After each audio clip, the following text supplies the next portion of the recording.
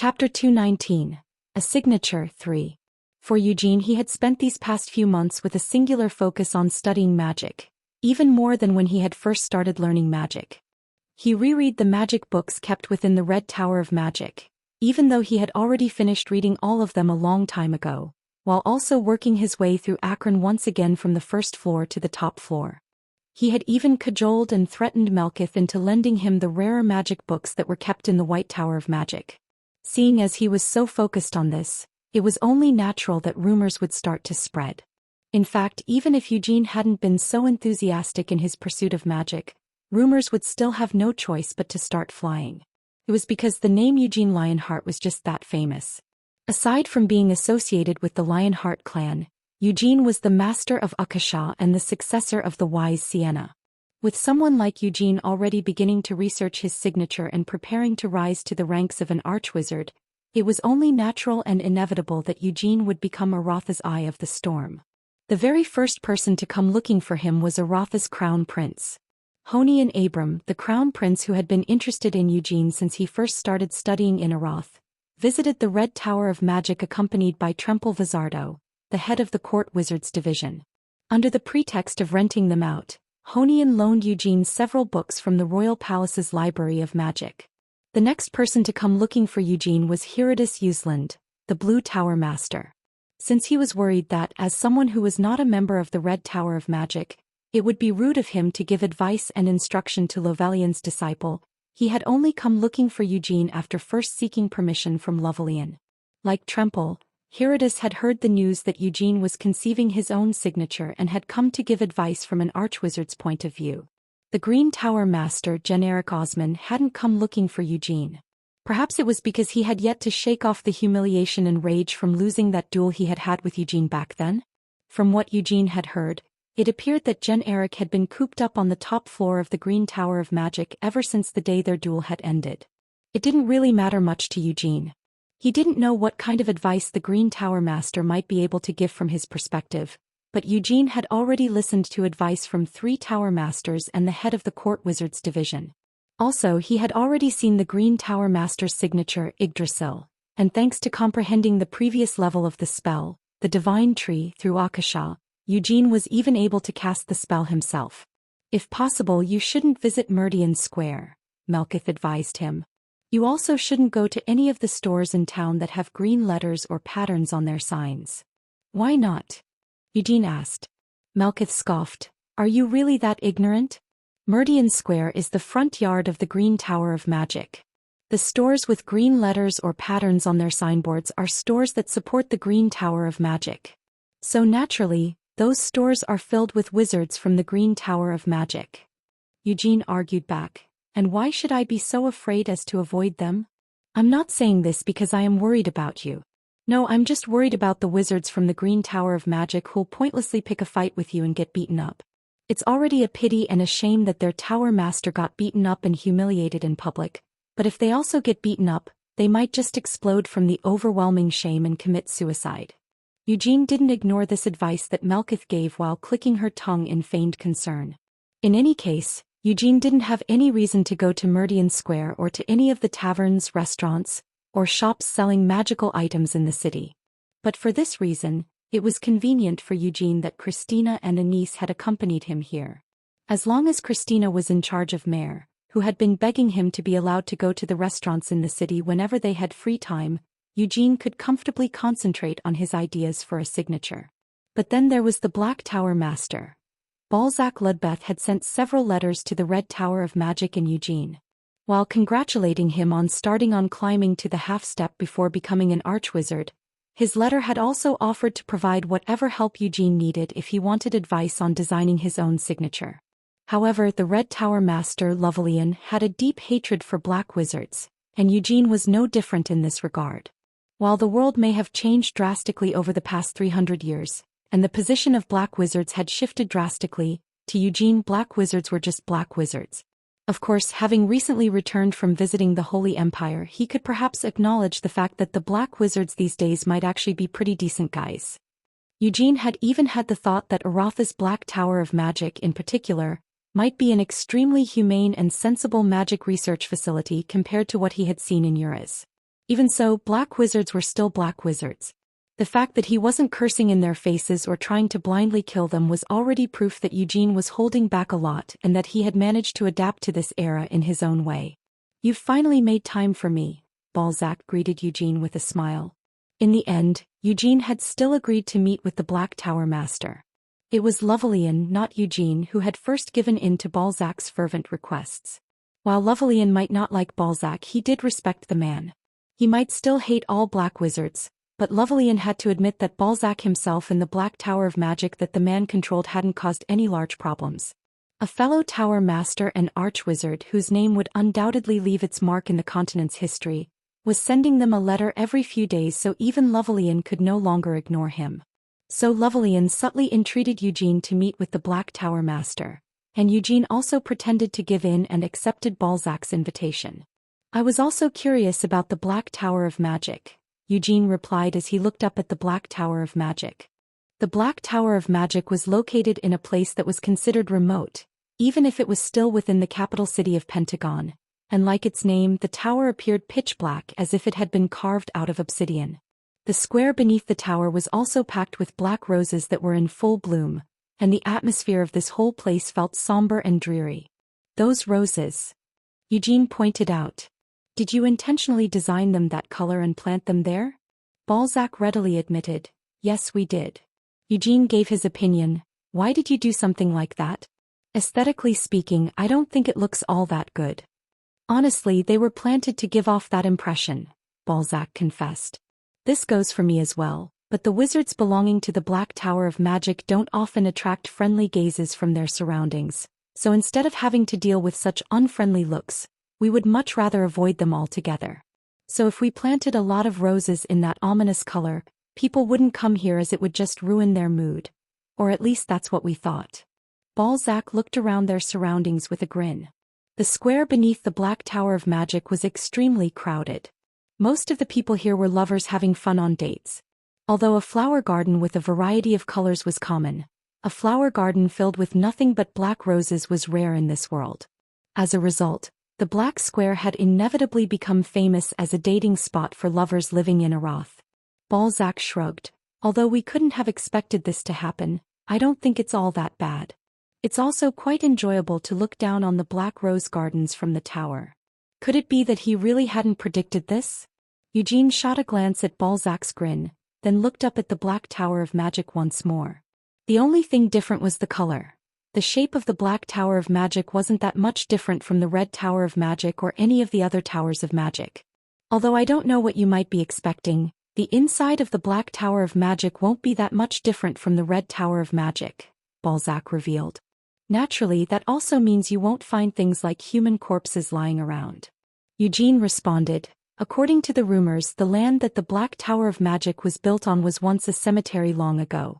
Even now, it's said that unidentified corpses of those who died or went missing in the back alleys of the city are piled up in the basement of the Black Tower of Magic.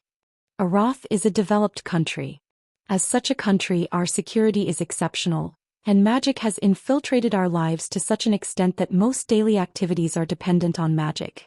How many unidentified corpses could there really be in a country like this?" Balzac asked rhetorically. "Did I put you in a bad mood? I've heard of such misunderstandings so many times that I'm fine with it. In fact, I'm actually happy to hear that your suspicions are only the traditional ones, Sir Eugene." Balzac chuckled as he opened the doors to the Black Tower of Magic. As Eugene followed him in, he sharpened his senses but didn't smell the scent of rotting corpses like he'd been expecting. Just like Balzac had said, the scene inside the Black Tower of Magic wasn't that much different from the Red Tower of Magic. Balzac smirked. "I admit that necromancy is the most typical example of black magic, but necromancy isn't all there is to black magic." Balzac knew that Eugene had been looking for the smell of corpses. While maintaining a relaxed smile, he led Eugene forward. "Also, I don't really like necromancy myself," Balzac continued speaking. "After all, the only thing that necromancy can do is raise the corpses of the deceased or summon souls and manipulate them, but isn't that such a crude use of magic?" "It seems like your dislike doesn't stem from moral reasons," Eugene said accusatively as he stared holes into Balzac's back. Balzac was silenced by this statement for a few moments, but he soon burst into laughter and nodded. Balzac readily admitted, yes. I have to be honest, that's correct.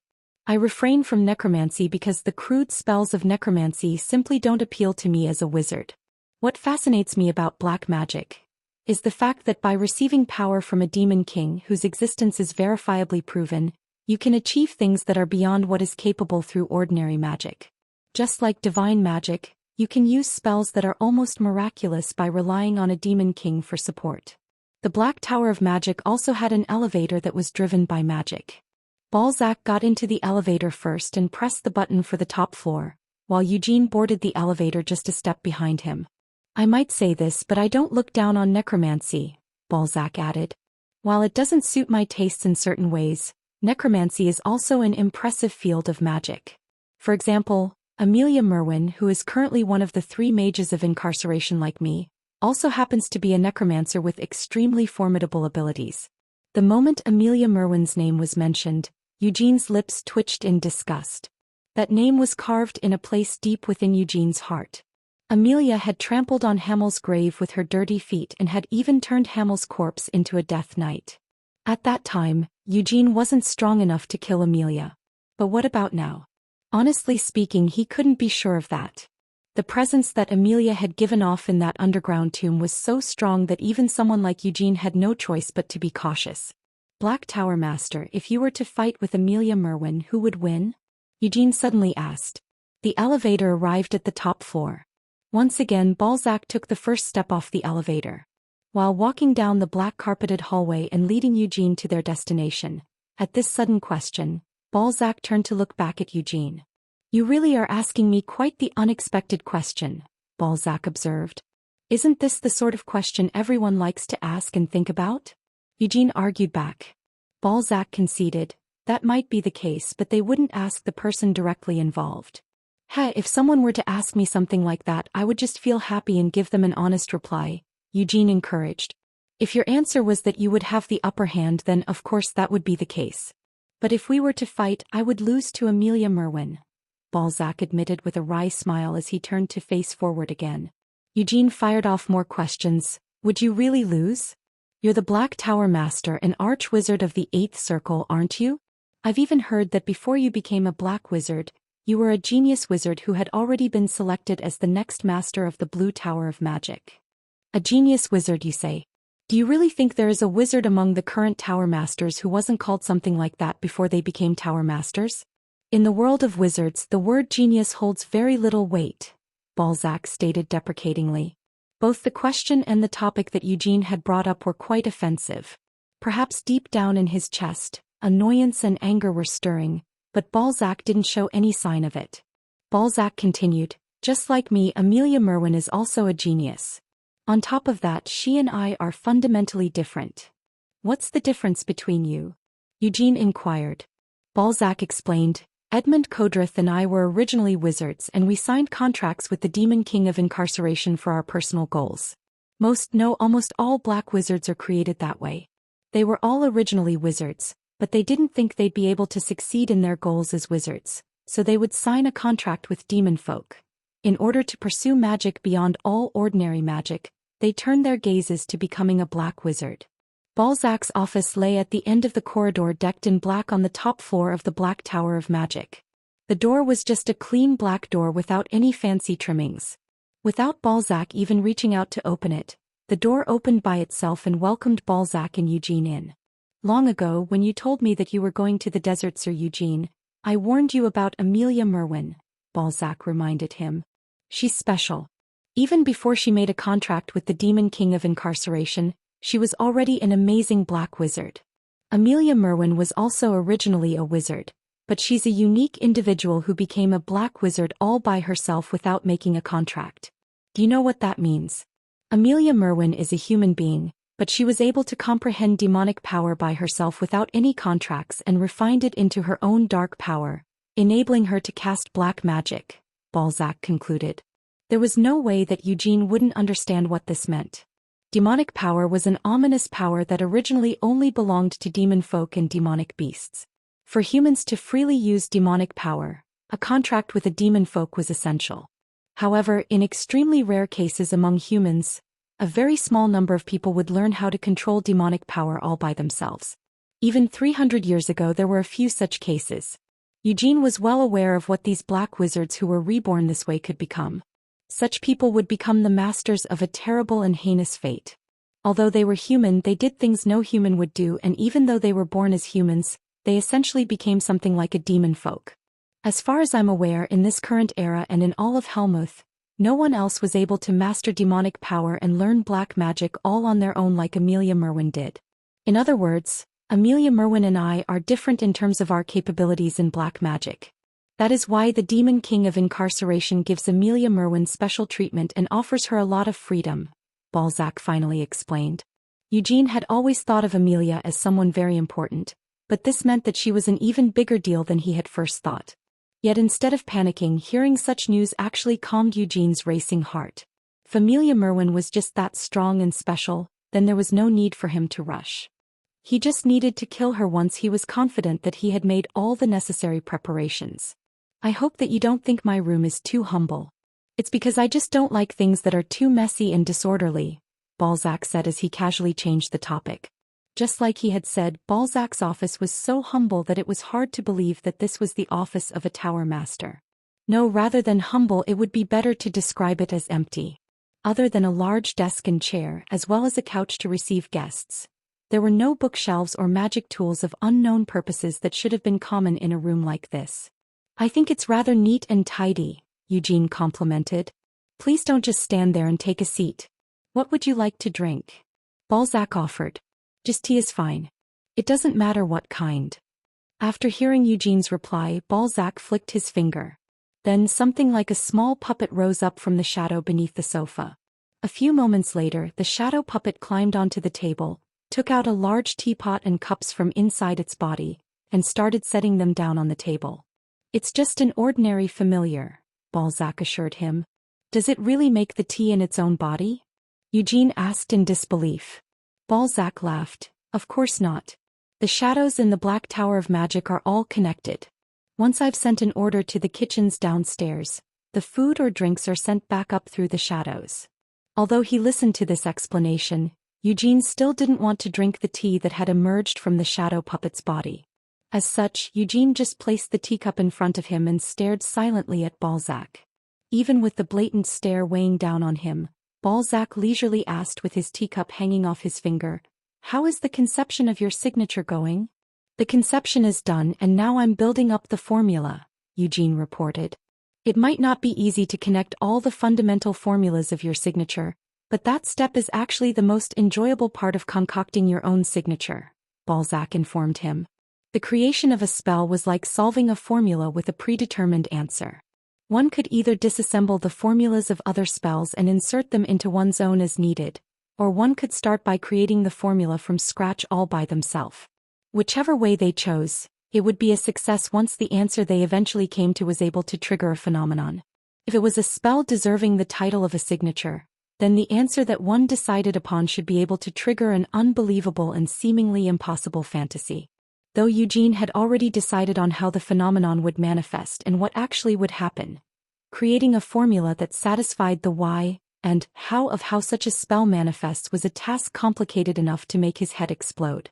However, like Balzac had said, it was true that the stage Eugene was currently in was the most enjoyable for a wizard. Right now he needed to accumulate all types of spell formulas and try to connect various different spells together. By doing so, the magic formula of the initial spell would inevitably be complex and lengthy, but once the form of the spell had been established to a certain extent, the work of shaving it down could begin. He would need to filter out the unnecessary formulas and smooth the whole thing out so that the desired phenomenon could still occur even without that part. Asking about the form of your signature and its formula would be going beyond my station, so I won't do that, Balzac assured him. But could I at least ask what its name might be? Its name, Eugene hesitated. What's the matter? Balzac asked in concern.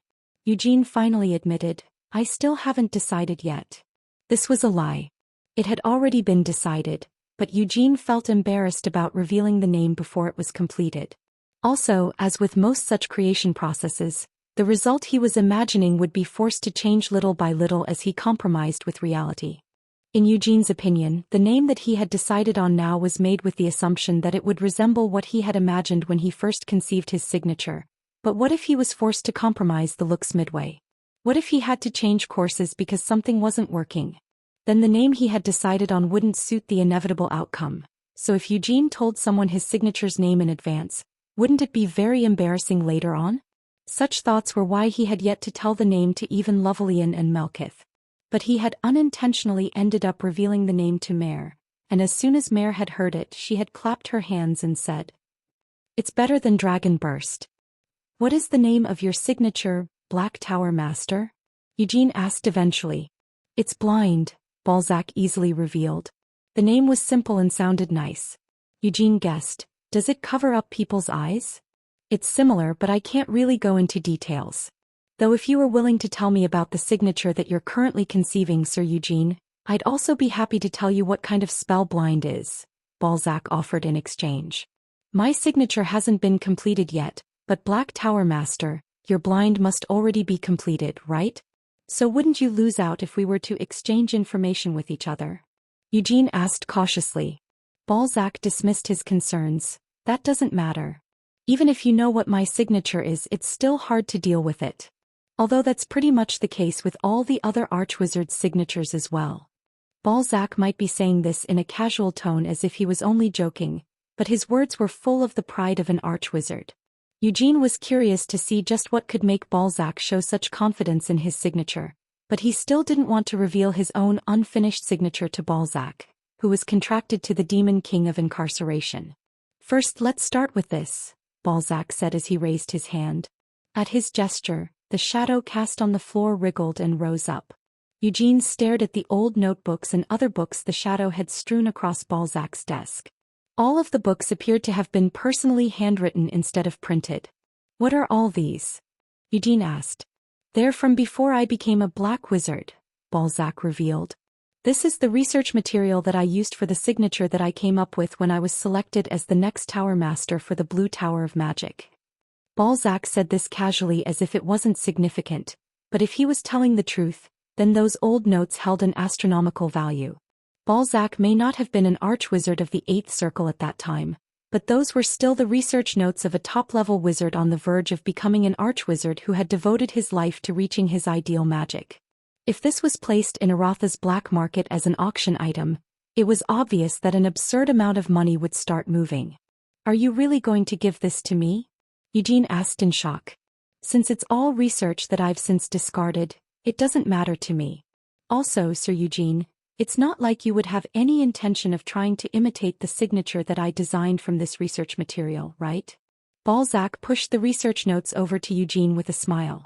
"I'm giving this research to you because I hope it will help you learn the tricks of building, refining, and finally honing your own spells." Eugene confessed, "This is so generous it actually feels burdensome. Would you at least be willing to accept some money?" "Allow me to decline. In any case, I don't have any disciples, and at my current level, it's actually embarrassing to look at these research materials from my past. Please don't get the wrong idea. I'm not ashamed because they're lacking in quality. It's just..." Balzac pushed up his glasses and stared at the research notes. Behind his glasses, Balzac's dark blue eyes wrinkled in a frown as he continued, "It's embarrassing to look back on those days when I was so innocent and overzealous. That's why I can't just leave these research notes in the library of the Black Tower of Magic. Since the black wizards in this tower truly respect me, I don't want to show them my shameful past." Eugene raised a brow. "Are you saying you're all right with showing it to me? After all, you dislike me, don't you, Sir Eugene? So instead, I hope these research notes will make you reconsider your opinion of me, even if it's just a little," Balzac said hopefully. "I do currently suspect that you might be one of the few honest people among all the black wizards. Another thing that I'm sure of is that you are the one who's been the friendliest to me among all the black wizards I've met, Black Tower Master," Eugene stated confidently. This was the truth. The black wizards he had seen in his previous life had all either tried to kill Hamel or run away in fear, and the same went for those that Eugene had met in this life as well. However, Balzac hadn't tried to kill Eugene, nor did he seem to want to. Balzac seemed to be showing the same sort of favor that the other Tower Masters, except for the Green Tower Master, had shown to a talented young junior. But it was difficult for Eugene to tell whether Balzac's kindness was genuine or whether it was meant to lure him into becoming a black wizard. He did say that he wasn't gay, but was that really the truth or a lie? The moment Eugene started seriously considering that question, Balzac spoke up once more. Balzac confessed, "I asked for a meeting like this because there's something else that I need to speak to you about, Sir Eugene." "I knew that would be the case," Eugene said with a nod. Balzac raised an eyebrow. Hasn't that always been the case up until now?" Eugene responded. "When I was about to leave Aroth, you warned me about Amelia Merwin being in Nahama, and you even handed me a personal letter to give to her in order to save my life. Also, when I last came to Aroth for the hearing, you warned me that the Rakshasa princess would come looking for me." After quietly listening to these words from Eugene, Balzac burst into laughter. "Now that you mention that, it really does seem that way. In fact, I would prefer if I could meet with you for a casual matter, but Sir Eugene, since it seems that you wouldn't appreciate it. However, since I've forcefully insisted on meeting with you whenever I feel it's necessary, it seems that things have just turned out this way." Eugene hesitated. Black Tower Master, you're not married, are you?" Balzac immediately straightened unnaturally and forcefully insisted, "Please don't come to any strange misunderstandings." As such, Eugene swallowed the words he was about to say and shrugged. "So, is there something you would like to warn me about this time as well, Black Tower Master? Does it seem like the Rakshasa princess is planning a return?" "I don't know what the Rakshasa princess has been up to since she last turned her back on Helmuth," Balzac admitted as he took a sip from the teacup that he hadn't even touched so far and then set the cup down. "First of all, I would like to ask you a question. I heard there was an internal conflict at the Lionheart's Black Lion Castle a while back. What exactly did Uad Lionheart try to do? Haven't you already heard the rumors?" Eugene asked. Balzac answered, "I've heard that he instigated a rebellion and committed a serious crime. Something about performing a sinister ritual. I was quite amused to hear what people have guessed Uad Lionheart was getting up to. Rumor has it that Uad Lionheart was attempting to commit treason in order to become the patriarch, but, he surely must have had some other purpose, but I couldn't figure out what that was." Eugene scratched his head. "It's a bit difficult for me to tell you that. The evil ritual that Uad Lionheart attempted to perform must have been black magic, correct? If that's the case, I might be able to provide some more clues from a black wizard's point of view," Balzac offered. This was a pretty tempting proposition. They had already managed to figure out what Uad had been attempting to do back then. The diary he had written because he was full of the desire to show off his crimes was packed with details about what Uad had been going through and why he did what he did. It was all for the remnants of the demon kings that resided within the demonic spear and the annihilation hammer. Those ominous existences had transformed into a spirit of darkness and had enticed Uad, who had the blood of the main family, into performing an evil ritual. If the ritual had been successful, those remnants would have been reborn into a new body and become the spirit king of darkness. And if it wasn't at that time, it could even have become a new demon king. That was what they had managed to figure out from the perspective offered by the Red Tower Master and the White Tower Master. Eugene still had a perfect recollection of what the magic circle had looked like back then, so he was a little curious to see what the Black Tower Master could decipher from it. But Eugene was only a little curious. He had no intention of truly enlightening Balzac. If it was a black wizard like Balzac, he might be able to perfectly reproduce the spell once he was taught its complete formula. Eugene recalled something, apart from the formula. There was also the matter of Hector Lionheart. While Hector wasn't strong enough for Eugene to be unduly concerned about him, he was quite curious about how Hector had managed to escape from that spot without dying. "So you wanted to meet with me to ask about that?" Eugene confirmed. "There's also another reason. And of course I'm not talking about the research materials," Balzac said jokingly as he lowered his glasses and smiled. "Helmuth has begun to pay attention to you, Sir Eugene." Eugene belatedly responded. "To be more precise, apart from Duke Ryzakia of the Dragon Demon Castle, it's the other dukes who are interested in you," Balzac clarified. The Blade of Incarceration and the Queen of the Night Demons. Chapter 220. A signature for. Along with regret, the mention of those two existences brought up many old emotions within Eugene. The regret, of course, stemmed from his guilt at not killing them 300 years ago. Though in fact he had never had a good chance to do so. When they had first confronted the blade of incarceration, Gavid Lindman, Hamel and Sienna had been on their own. At that time Sienna was already an amazing wizard and Hamel's skills could also be described as having been in his prime, but they still almost died. Hamel had gone so far as to use ignition to buy time for Sienna to escape. To be honest, Hamel had been prepared to die. According to Hamel at that time, if he considered the value of their respective lives now that they were challenging the castle of the Demon King of Incarceration, then of course Sienna was the one who needed to survive and return to their comrades. Fortunately, Gavid had been the one to retreat first, but if their battle had continued, Hamel would have lost his life without even reaching the castle of the Demon King of Incarceration. Then there was the Queen of the Night Demons, Noor Giabella. Likewise, he had never gotten a good chance to kill her. From the middle of their journey through Helmuth, whenever Noor spotted an opening, she would invade their dreams and use her demon eye of fantasy to turn their dreams into reality. Whenever this happened, it was only with the help of Anise and Sienna that they managed to escape from their dreams within a dream and their dreams in reality. Even 300 years ago these two demon folk had been strong and difficult to deal with, but they had still managed to survive until now. As such, Eugene couldn't help but feel regret.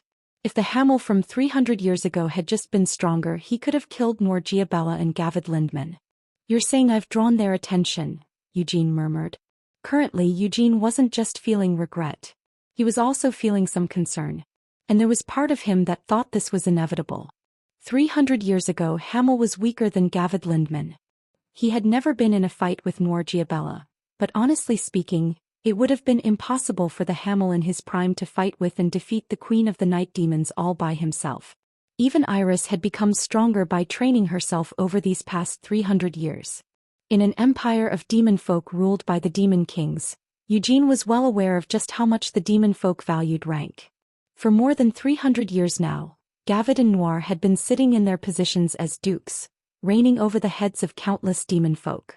Eugene recalled, "Iris did say that she left Helmuth after being defeated in a territory war with Noir, didn't she? But that didn't mean Noir was just a few steps ahead of Iris. While it was obvious that Noir was stronger, it was even more apparent that the gap between Noir and Iris was far greater than just a few steps. This meant that the current Eugene wasn't able to handle her strength. It seems that the Dukes of Helmuth are extremely idle," Eugene observed. "To think they'd have the time to pay attention to someone in a distant country from theirs." "You're far from ordinary, Sir Eugene," Balzac pointed out. "As a descendant of the prestigious Lionheart clan, and especially since you have even been called the second coming of the Great Vermouth after all." Eugene conceded, "Well, that might be true.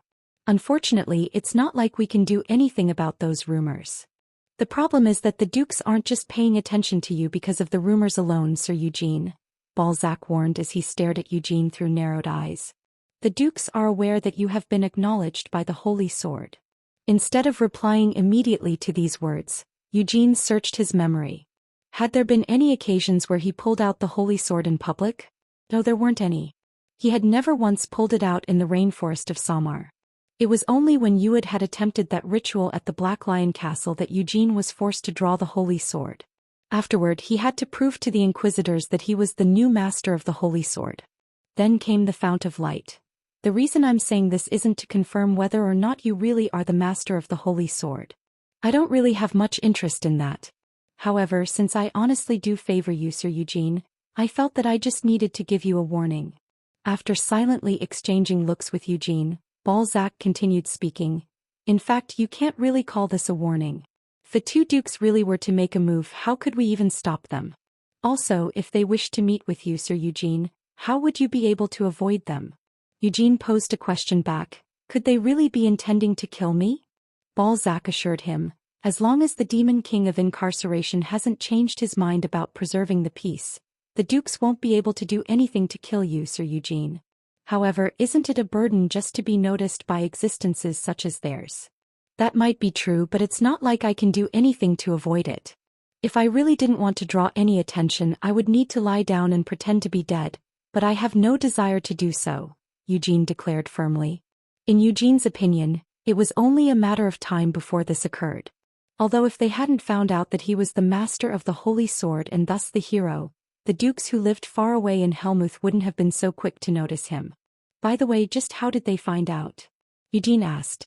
Although Eugene was confirming that he was the master of the Holy Sword by even asking this question, since he had already drawn their attention, what was the point of hiding now? So Eugene decided to just ask this question confidently. Balzac revealed, I'm afraid that I don't know how he did it either, but it seems that it was the staff of incarceration Edmond Codrith, who informed the dukes about you, Sir Eugene. But I've never even met that person, Eugene protested. Of course you wouldn't have. After all, Edmund never leaves Helmuth.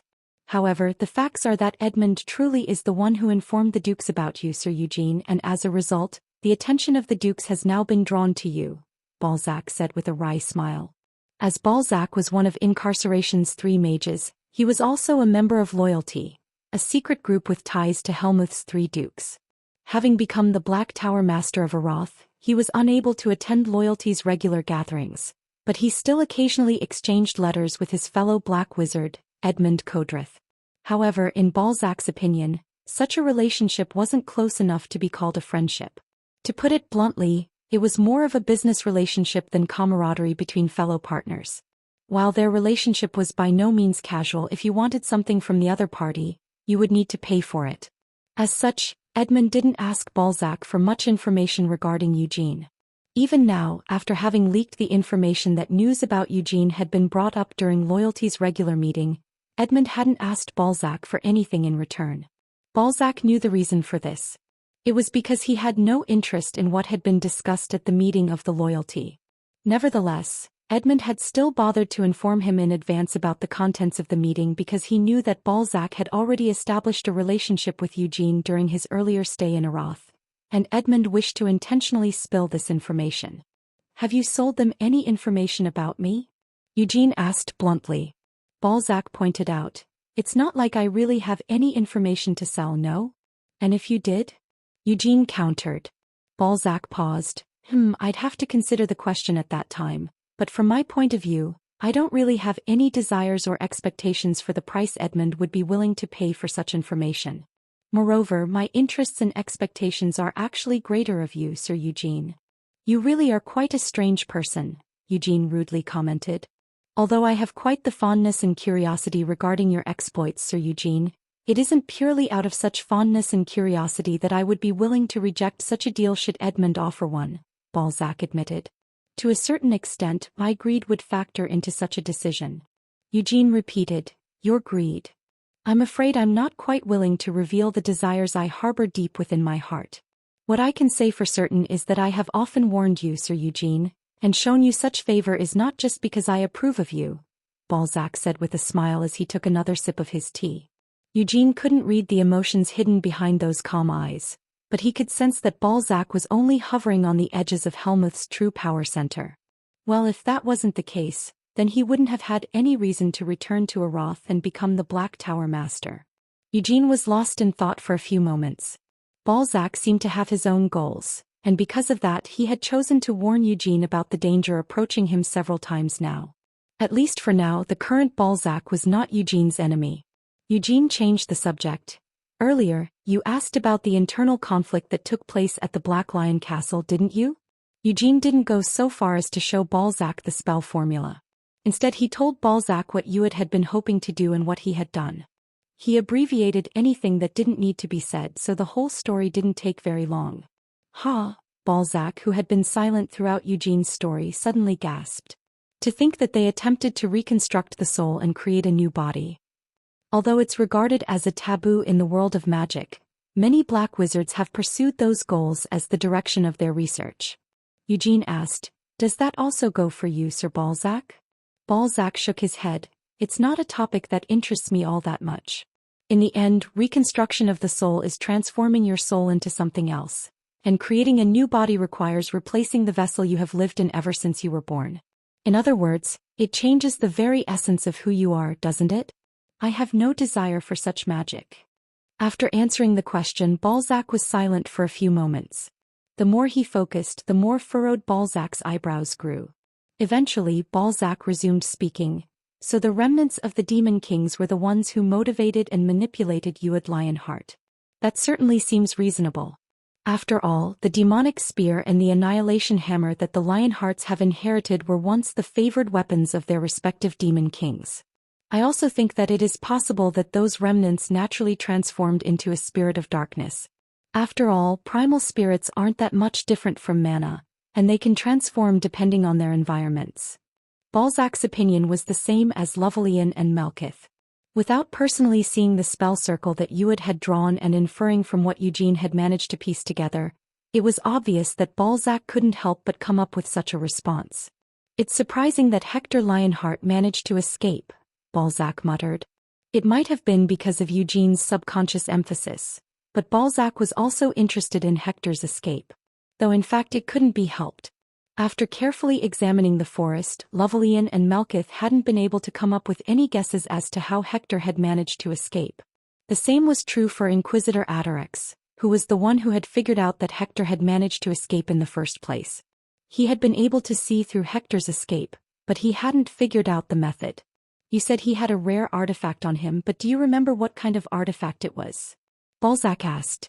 "Yep," Eugene nodded. "It was a necklace enchanted with 17 different spells." Eugene's memory didn't go so far as to recall the necklace's appearance, but he definitely remembered how the enchantments had been arranged. He had already reproduced the array of spell formulas that had been built into the artifact once previously for Lovelian and Melkith. It was virtually impossible to engrave that many spells into a single artifact, especially onto a necklace that wasn't all that large. However, since the capacity of engraved spells varied depending on how such artifacts were crafted, there was no way to say that it was absolutely impossible. There were many excellent alchemists in Melkith El-Haya's White Tower of Magic. So Melkith had shown the alchemists the diagram of the artifact's spell formulas that Eugene had given her, but the only response that came back was that those alchemists couldn't reproduce it. Balzac rubbed his chin as he gazed to the side. One wall of this spacious room was covered by the spell formulas that Eugene had drawn in the air. "Are you saying that these complex, convoluted and lengthy spell formulas were all contained within a single necklace?" Balzac asked in disbelief. "That's right," Eugene confirmed. "Since I used Akasha to examine it, I'm sure of it. However, there are no spells related to spatial movement within these formulas," Balzac stated.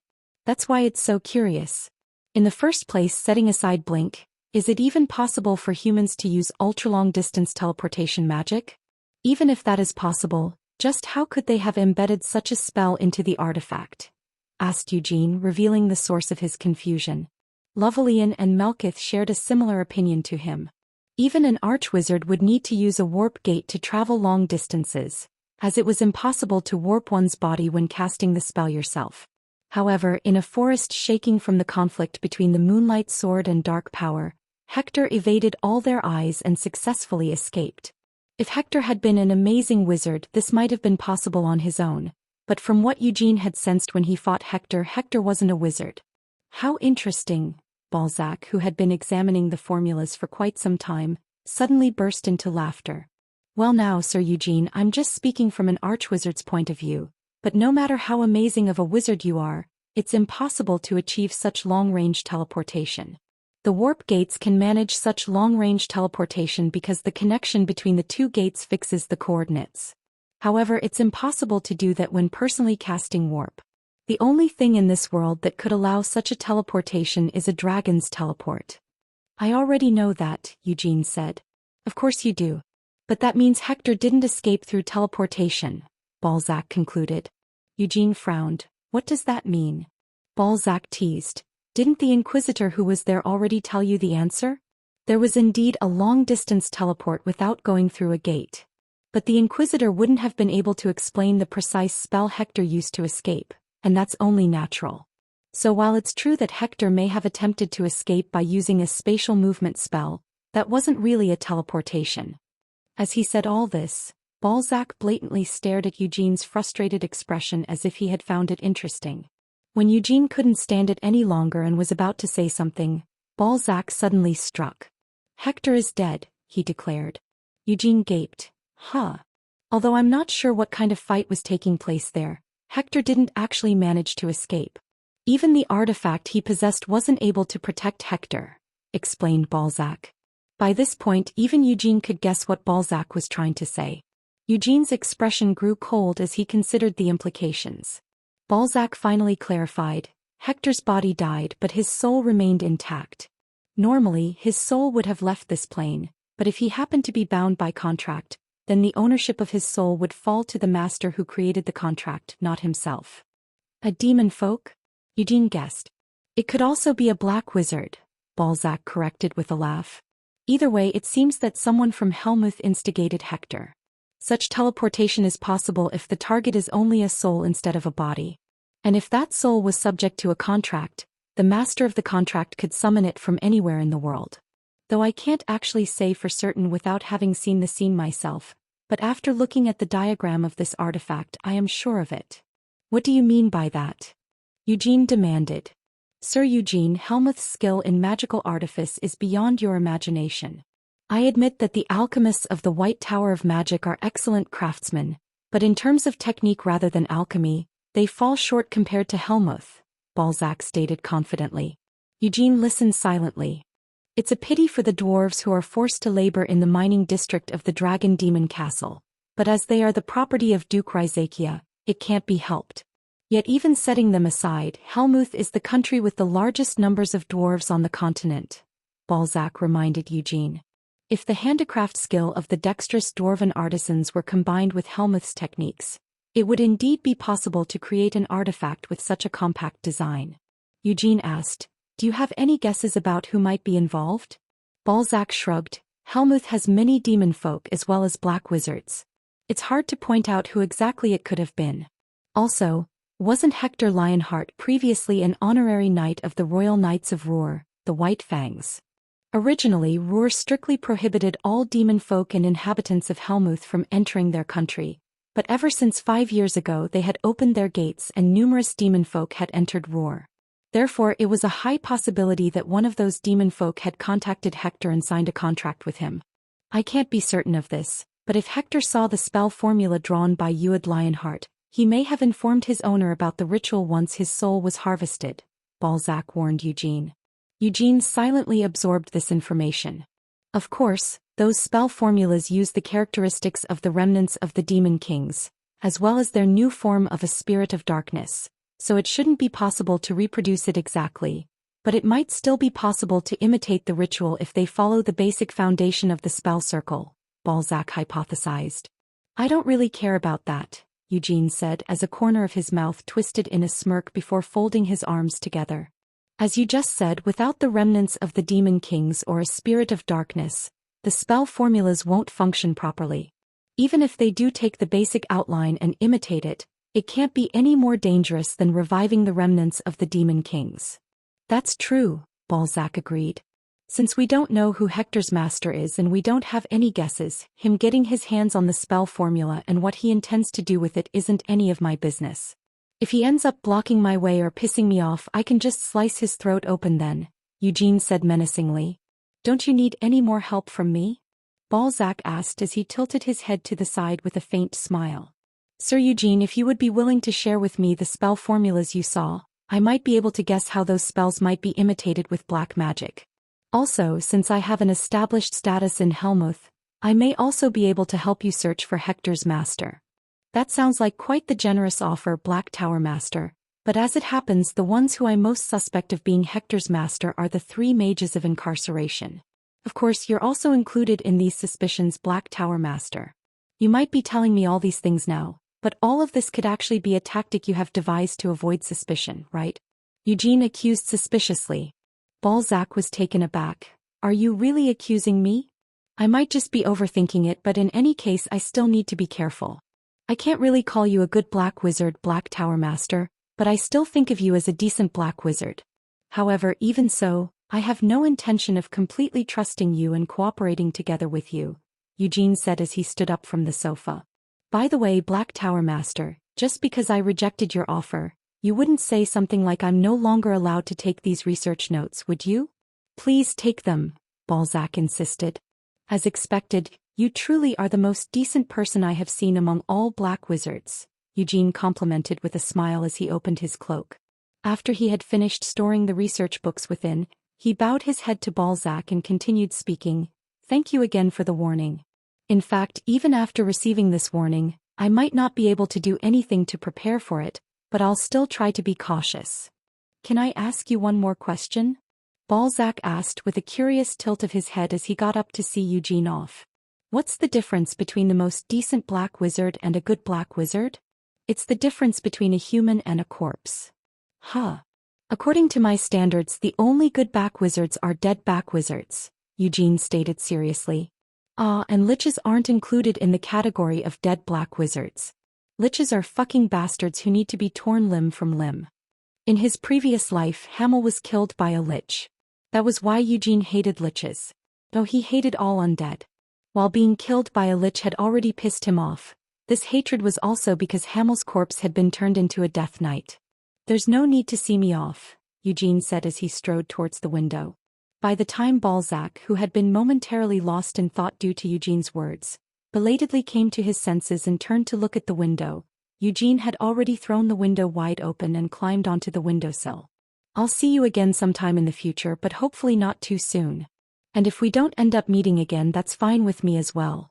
Eugene still spat out such a rejoinder, even after accepting Balzac's gift, listening to his warning and hearing his expert opinion of Hector's fate. Then, without even waiting for Balzac's goodbye, Eugene leaped out of the window. Ha! Balzac huffed in exasperation. He could hear screams coming from the lovers who had been touring the rose garden outside the tower. When Balzac poked his head out the window, he saw Eugene silently landing on the ground below and striding calmly out of the garden. While staring at Eugene's back, Balzac let out a snort of amusement. Like I thought, he's quite the interesting individual, Balzac muttered as he returned to his chair. Then for a few moments Balzac was lost in thought. During this conversation with Eugene, Balzac had mostly spoken the truth, but he had told one lie. Balzac had already guessed who Hector's master was. So that's how it is, Balzac mused as he soon drew a conclusion. While sorting out the thoughts that had popped into his head, Balzac grinned. Chapter 221, Roar 1. Although he had expected this to be the case, the creation of Eugene's signature took quite a long time. Eugene turned 21 while living in Arath. He spent his days in a familiar, monotonous pattern. He practically lived in the research laboratories within the Red Tower of Magic, with occasional visits to Akron. He received a lot of help with his signature. His master, Lovelian, had put aside all personal matters to stick close to Eugene, and Melkith, who came to visit occasionally, very often would actively examine Eugene's signature and advise on the spell's composition. Eugene still couldn't go so far as to ask for advice on the structure of his spell formula from Iridis and Tremple. No matter how friendly the two were, the spell formulas that made up his signature still had to be kept a secret. Balzac's research notes were also very helpful. But before he even dug into the research, Eugene first showed it to his master Lovelian to verify its safety. The notes were probably from Balzac's own research before he became an arch-wizard, and since Balzac's personality was frighteningly meticulous when it came to magic, Eugene was able to draw many inspirations from reading it. As for Mère Meridian, she had yet to have many opportunities to actively contribute, but Mère was originally the one in charge of Sienna's hall within Akron. She could use various spells, but her most useful help in this case was her assistance in interpreting and analyzing multiple formulas. Without even needing to cast the different spells, Mère was able to calculate what kind of combined magic would result from linking different spells together and how the different variables introduced into the spell formula as a result of combining the different spells would affect the main spell. Did you think that I was created to be an administrator of Akron from the very beginning? As a familiar, I was created to assist Lady Sienna in her magic calculations, Mère declared proudly, both delighted and flattered that she could perform her designated duties for the first time in a long time. Eugene even had Akasha in his possession. This staff was able to assist in comprehending magic. When he first held Akasha, all of the various skills that Eugene had already learned and knew were naturally reconstructed into their most optimal form through Akasha. His power was also useful when it came to creating his own signature. Even spells that refused to be linked at first could be linked after modifying them this way or that way a few times with Akasha. Since even magic that didn't mesh very well could be smoothly connected by using Akasha, the range of choices for Eugene was greatly expanded. The formula that was put together in this way would then be reviewed by Mère. In the summer of Eugene's 21st year, It might still be imperfect, but he successfully created his own signature. There were problems when it came to drawing out the spell formula and casting the intended phenomenon. This meant there wasn't any possibility of failure due to leftover variables. However, the signature still wasn't complete, so the scope of the spell was much smaller than Eugene's initial idea for it. Even so, there weren't any problems with using it. Eugene closed his eyes as he gleefully felt pride surge within him. "Whoa," came a quiet gasp. Mare, who was watching from a distance, had a dissatisfied expression. But the expression of Christina, who was standing beside Mare, was the complete opposite. Deeply moved by the sight, Christina clasped her hands in front of her chest and sighed, "What a beautiful and noble appearance." "Christina, I can't help but have these thoughts sometimes. You weren't able to receive much love during your childhood. So your unfortunate childhood and repressed innocence seem to have left you with some flawed preconceptions," Anise said while clicking her tongue. Christina didn't say anything in response. In her eyes, the current Eugene truly looked beautiful and noble. Lovelian, who was watching from another side, also had a happy expression. When he had first heard Eugene's concept for his signature, Lovelian honestly didn't think it would work. Eugene's signature was different from the signatures of the other arch-wizards. Although it was still a type of magic, it wasn't magic for magic's sake. Instead, the spell was only meant to focus on assisting Eugene's innate abilities. That being said, Eugene's signature wasn't a low-level sort of spell. By creating layers upon layers of magic, Eugene was able to create a completely different type of phenomenon. Even for Lovelian, it was impossible to imitate such an intricate technique. "But this feels different from magic, doesn't it?" Malkuth murmured as she looked at Eugene with her brows furrowed. "You're the one who taught him that magic is meant to make you be able to do what you couldn't before," Lovelian reminded her with a smirk as he turned to look at Malkuth. Malkuth was also aware of the spell formula for Eugene's signature. However, she hadn't been told of the original concept that lay at the core of the idea. No, even if she knew it, Malkuth still wouldn't be able to come up with an answer as to how the spell formula she had seen could create such a phenomenon. Also, a signature is meant to be mixed in with an archwizard's unique abilities, Lovelian continued. Pantheon is able to serve as by signature because of all of my summons that I have created or collected, and your Trinity Force requires contracts with the Earth Spirit King and the Lightning Spirit King. They have set a precedent for being impossible to imitate and for requiring our own unique abilities. Well, that's true, Malkuth reluctantly conceded. The same goes for his signature. That is what makes it so difficult to deal with, Lovelian assessed. The particularly troublesome thing about Eugene's signature was that it couldn't fully be treated as a magic spell.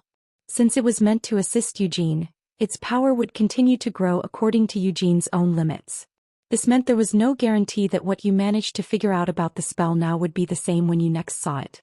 "I feel like Lady Carmen will find it even more interesting than I expected," Mare commented to Eugene with a complicated look. Purple sparks scattered, then as if they were really made of flames, they died down and disappeared. "Be quiet," Eugene ordered. "Do you really think I made it this way because I wanted to? This is the optimal form for the spell, so what am I supposed to do about it?" "Is it really the most optimal form?" Mare asked skeptically.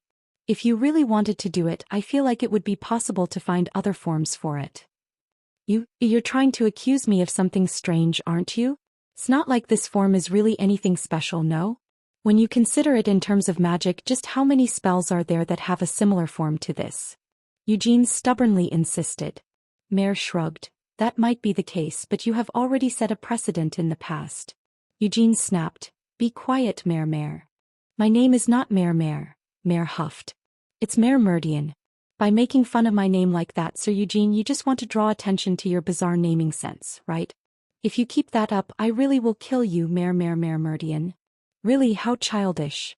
Clicking her tongue, Mare threw herself into Eugene's arms as if they hadn't just been arguing. After lightly squeezing Mare's head as punishment, Eugene opened his cloak so that she could go inside. The final checks were over. Even if Eugene's signature was still incomplete, it wasn't to the point where anything was left undone, and the lacking parts could still be supplemented even after he left Aroth. Honestly speaking, Eugene didn't have any more time to waste. The Night March would be opening in the territory of the Ruhr Kingdom this very next month. The site of the Night March was on the very outskirts of the Ruhr frontier, where there weren't any warp gates, so factoring in the travel time, Eugene would need to leave Aroth right away if he wanted to make it in time. Right now, in fact. As such, Eugene had decided to leave today. Although there shouldn't be any problems, you should still be careful, Lovelian warned him. The rest of the people who had helped Eugene create his signature had already sent their greetings the previous day, so only Lovelian and Melkith had ventured out to see them off at the warp gate. The head of Arotha's court wizard division, Tremple Vizardo, would be participating in the night march along with Crown Prince Honian, but the Tower Masters weren't members of Arotha's wizard army, so they had no reason to participate in the night march. Is there really anything that he needs to be careful of? Melkith scoffed. I've heard that the place where the night march is taking place is in Lehane. Even for Ruhr, that place is famous for its hot springs. No matter what price you offer, it's difficult to book a reservation there. Of course, it would be difficult to purchase a trip there. Its reputation might be famous, but that place is located right beneath the monster-infested Lehinjar snowy mountains, Lovelian reminded them. Melkith still argued, but it's true that the hot spring facilities there are top-notch. Well, the facilities there are meant for the snowy mountain rangers who keep watch over the Lehinjar as well as the knights who regularly go there to train. If you truly want to have fun in Lehane, you should also apply to join Ruhr's White Fangs, White Tower Master. They'll probably welcome you with open arms, Lovelian teased. Melkith huffed. Do you think I'm crazy? As if I'd join the White Fangs. If I ask that old guy Tremple, maybe he'll take me with him. Lovelian snorted. If you agree to transfer to the wizard army, he'll gladly take you along. Fine, then I won't go. If it's a hot spring, I can just make one myself to have fun in. As long as you heat up the groundwater, then it's a hot spring, right? Melkith asked jokingly as she approached Eugene with her arms held wide. In any case, congratulations, kid. Don't forget that the help of Melkith Al-Haya went into your signature. Later, when you write your autobiography, be sure to jot down what a good and kind person I am. I probably won't write an autobiography, but sure, Eugene easily agreed. Melkith added another request. Also, bring me back some souvenirs from Lehane. I don't know if they actually sell souvenirs there, but I've heard that you might be able to mine a stone called a fire crystal from around the hot springs. Since they're also sometimes found at the bottom of hot springs, just bring one of those with you when you come back. Those are just stones that can give off sparks, aren't they? Where are you going to use them, Lady Melkith? Eugene asked curiously. Where else would I use them? Of course, I will use them as a bribe to seduce the Spirit King of Fire, Melkith revealed proudly. Even though she had already signed a contract with 2 Spirit Kings, it seemed that Melkith still wasn't satisfied. Turning his back on Melkith, who was cackling wickedly, Eugene exchanged goodbyes with Lovelian. But we don't all really need to go there together, do we? Christina stealthily snuck in an attempt to sabotage a certain reunion. Eugene, of course, didn't manage to recognize the sabotage attempt for what it was and instead calmly replied, They told me that everyone else has already left and they're already waiting for us there. I can understand if it's Sir Cyan, but isn't Lady Seal a member of the Black Lion Knights' 3rd Division? Why didn't she go with Lady Carmen and her fellow knights instead of waiting to go with you, Sir Eugene? Christina complained. Because we're siblings. Siblings. Why should that matter? It can't be helped that the Lionheart clan will be drawing a lot of attention during this night march. After all, we've been through so many things lately. And all that attention will be focused on the successors of the Lionheart clan, Cyan, Seal and myself, Eugene explained with an emotionless expression as he paid the fee for the warp gate. Our journey from the capital of Ruhr to Lehane won't be easy. At best, it will take a month, and the snowfields on the Ruhr frontier are infested with monsters. They may have received constant training to be knights, but isn't it a rare opportunity to build up the bond between siblings by overcoming such rough terrain together? Especially since, as well as being their brother, I've also reached a high level in the White Flame formula, so by asking me to accompany them across the snowfields together, they must be hoping to be positively stimulated and influenced by me. Now that Eugene had said all this, Christina couldn't say anything back to him. Instead, she felt like what Eugene said was correct and she felt ashamed of herself for having such pointless thoughts. As such, while feeling a need for self-reflection, she took a moment to recite a prayer for repentance. Only for Anise to snort. What positive stimulation.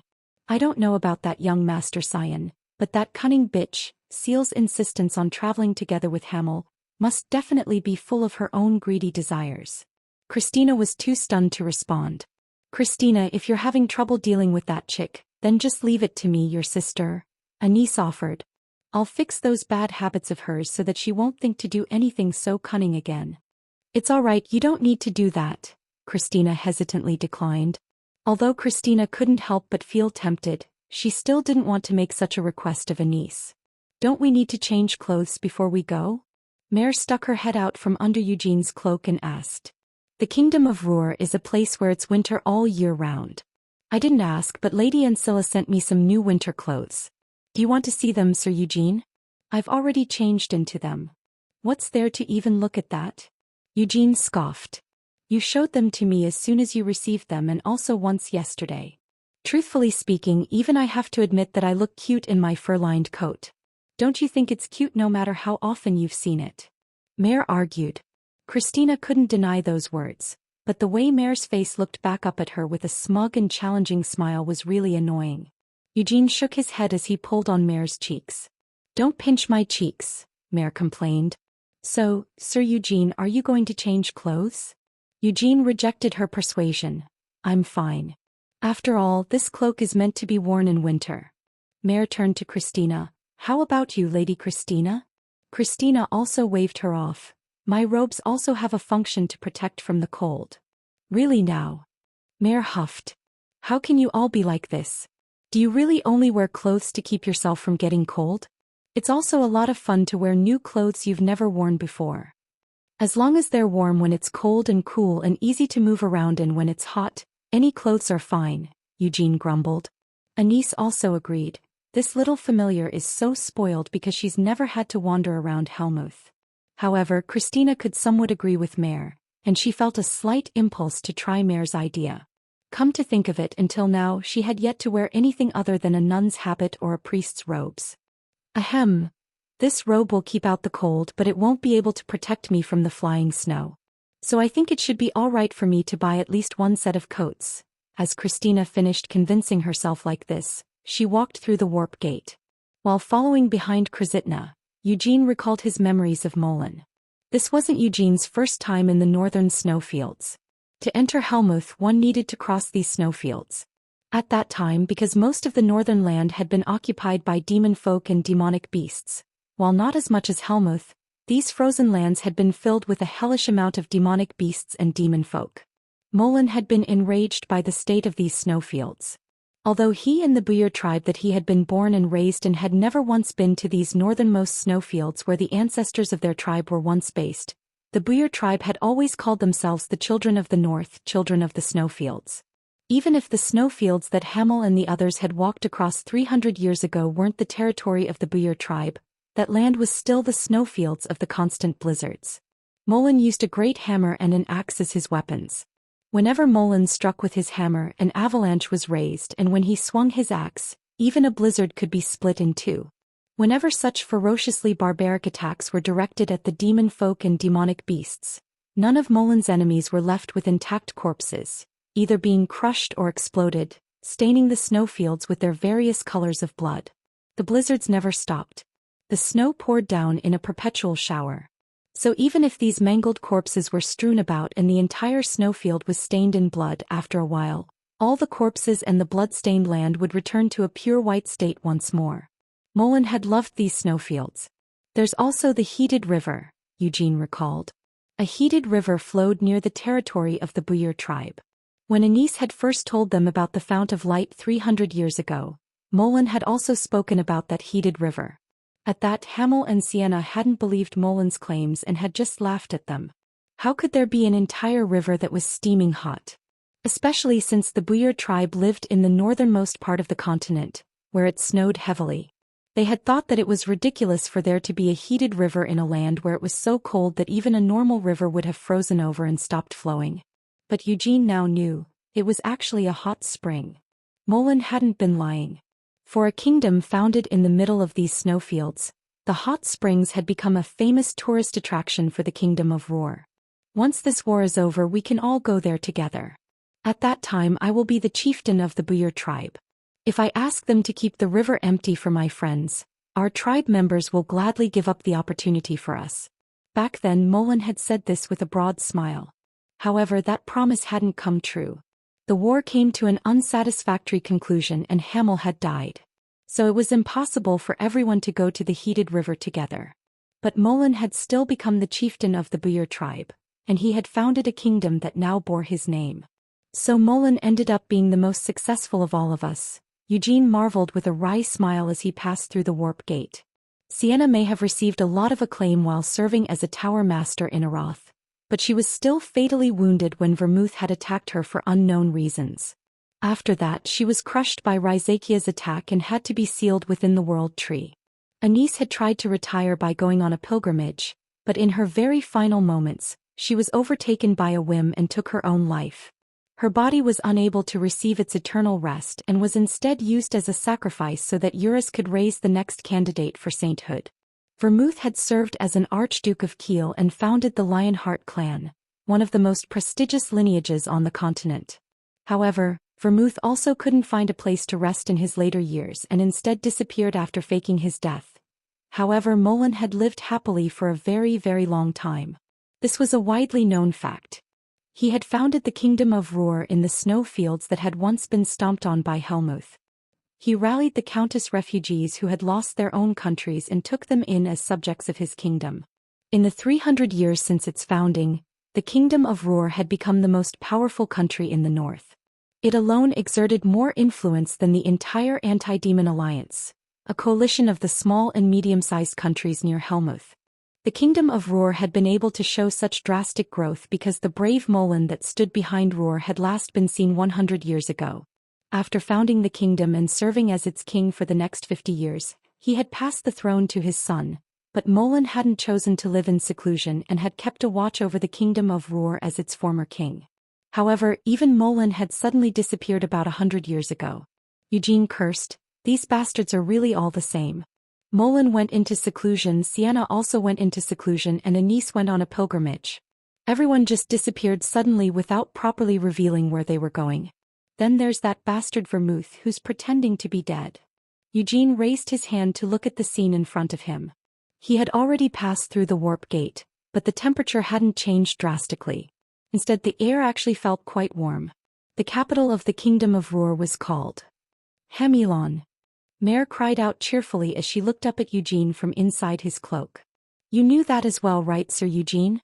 That the reason why this city is called Hemilon is that it was meant to commemorate the deceased comrade of Molen Ruhr, the first king of Ruhr." "I knew that," Eugene reluctantly acknowledged. In the square in front of the palace are statues depicting Sir Molen and Sir Hamel together. "We're definitely going to see them, right?" Mare chirped excitedly. Eugene refused. "Don't want to."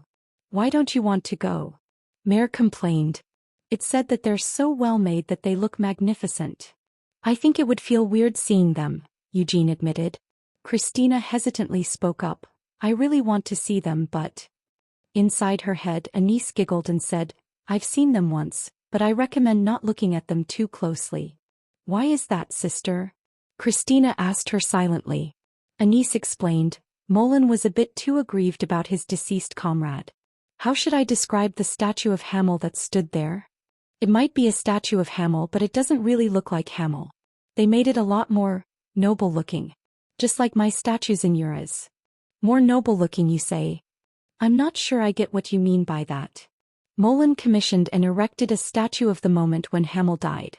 He intended for the people of Ruhr to mourn Hamel's noble sacrifice. So the statue depicts Hamel collapsed with a hole through his chest, and Molen is holding his corpse. I can remember it clearly.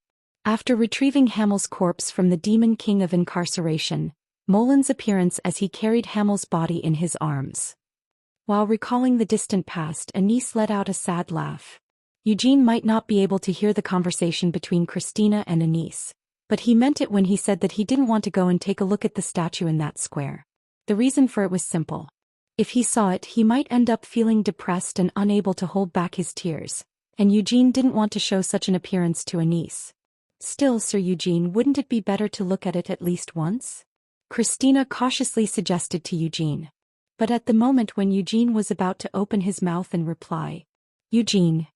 Someone called out to Eugene in a loud voice. When Eugene turned his head, he spotted Seal running at him from somewhere nearby and throwing herself at him in a hug without losing any of her momentum. "It's been so long," Seal cried out. Since it had been almost half a year since they last saw each other, saying it had been so long wasn't inaccurate. Seal threw back the hood of her coat, which was bristling with fur, and smiled at Eugene. "Didn't you miss me?" Seal asked. Eugene asked in return, "Were you waiting for us here?